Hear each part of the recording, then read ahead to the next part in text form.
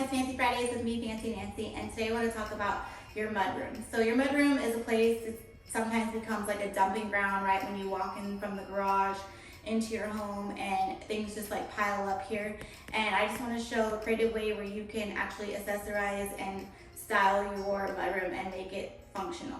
So you can do like little things like this if you have kids for chores or homework. You can get something like this and do tacks. You can get chalkboards and do chalk and like list them out, or chalk pens. And you can have chores, calendar of events, what you're having for dinner, whatever you want to do here. But this is a great way, so it's right when you walk in from the garage and everybody sees it in the mud area because it's kind of hidden in the home. As far as the mud bench is concerned, you know, they have usually high cabinetry area and low for like shoes. You can kind of make this area down here for kids. You can stack shoes or anything that you would need for outside.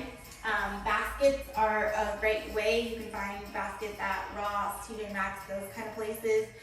Anything that you would need in here, you can style hats, beanies, anything like that, umbrellas.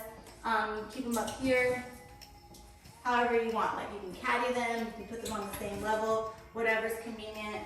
I like to have like a little pillow in my area, and you just kind of like, you know, karate chop it like we talked about before. You know, book bags, any kind of bag. But if you keep this, hooks of course for jackets, those kind of things. Like I said, you can stack your shoes down there and it keeps it organized and clean and uniform. And this is just some simple ways to dress up your bedroom. And that's Fancy Fridays for today. I hope everyone is living just fancier.